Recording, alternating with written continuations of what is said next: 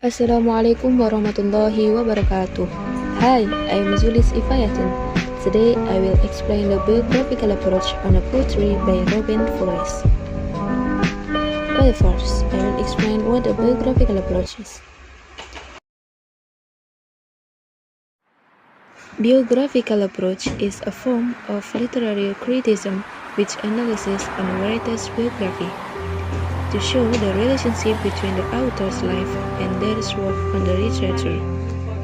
The route not taken by Robert Forrest. Two routes different in a yellow wood. And sorry, I could not travel both, and be one traveler long as done, and look at the downs on as far as I could, to where it burned in the undergrowth. Then took the others as justified, and having perhaps in the better climes, because it was crazy and wanted wear, drove as far than the passing there, had war than really about the same, and both the morning equally lie, in leaves, no sleep, had a trodden black.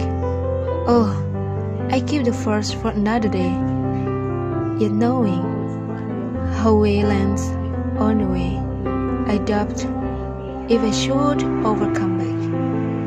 I shall be telling this with a sigh.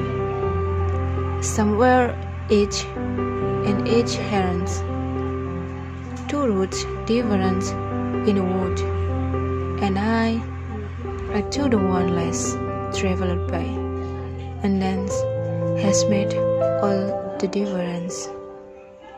That is the poetry from Robert Forrest. Robert Forrest worked the poem to the hike like a trade-off and a poke fun.